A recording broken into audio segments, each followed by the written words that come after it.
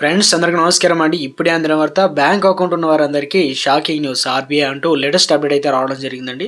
So అందుకు సంబంధించి complete information అనేది వీడియోలో తెలుసుకుందాం. వీడియోను పూర్తిగా చూడండి, అప్పుడే కంప్లీట్ ఇన్ఫర్మేషన్ అయితే అర్థమవుతుందండి. అలాగే మన ఛానల్ కనుక సబ్స్క్రైబ్ చేయకుండా వీడియో వస్తున్నట్లయితే వెంటనే మన ఛానల్ సబ్స్క్రైబ్ చేసుకోండి. ప్రభుత్వం నుంచి వచ్చే లేటెస్ట్ అప్డేట్ అందరికంటే ముందుగానే అందించడం జరుగుతుంది. లైక్ చేయడం మర్చిపోతున్నారండి, దయచేసి లైక్ చేయండి. మీరు లైక్ చేయడం వల్ల ఇన్ఫర్మేషన్ అనేది మరింత మందికి రీచ్ అవుతుందన్నమాట. ఇక లేట్ చేయకుండా వీడియోలోకి అయితే వెళ్ళిపోదామండి. భారతదేశంలో ఇటీవల కాలంలో చాలామంది డీఫేక్ వీడియోల బారిన పడుతున్న విషయం తెలిసిందే. కామన్గా పీపుల్స్ నుంచి సెలబ్రిటీ వరకు ఇబ్బంది పెట్టిన డీఫేక్ వివరాలు ఇప్పుడు మరోసారి చర్చానీయాంశంగా మారింది. తాజాగా reserve bank of India governor Shaktikant Das కూడా డీఫేక్ బారిన పడ్డారు. ఆయన పెట్టుబడులు సలహాలు ఇస్తున్నట్లు డీఫేక్ వీడియోలు అయితే సోషల్ మీడియాలో వైరల్గా మారాయి. అయితే ఆర్బీఐ త్వరలోనే కొన్ని పెట్టుబడుల పథకాలు తీసుకొస్తుందని, ఈ పథకాల్లో ఇన్వెస్ట్ చేయాలని చెప్పేసి శక్తికాంత్ దాస్ చెప్తున్నట్లు కొన్ని వీడియోలు సామాజిక మాధ్యమాల్లో సర్క్యులేట్ అవుతున్నాయి.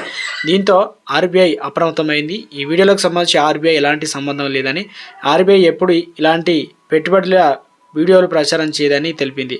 ఇలాంటి ఫేక్ వీడియోల పట్ల ప్రజలు అప్రమత్తంగా ఉండాలని జారీ చేసింది. కాగా గతంలో ఇలాంటివి డీఫేక్ వీడియోలు సోషల్ మీడియాలో హల్చల్ చేశాయి. నేషనల్ స్టాక్ ఎక్స్చేంజ్లో కూడా ఈ ఎండి సిఇఓ ఆశీష్ కుమార్ పేరుతో ఫేక్ వీడియోలు కూడా వైరల్ కావడంతో అప్పట్లో ఎన్ఎస్ఈ కూడా ఇన్వెస్టర్లను జాగ్రత్తగా ఉండాలని సూచించింది. సో మొత్తం మీద పెట్టుబడులు, డబ్బులకు సంబంధించిన ఆర్థిక అంశాలు బ్యాంక్ ద్వారా జరుగుతాయి కాబట్టి అందరూ కూడా జాగ్రత్తగా ఉండాలి. సో ఇలాంటి పెట్టుబడి పథకాలు అయితే గవర్నమెంట్ అనగా ఆర్బీఐ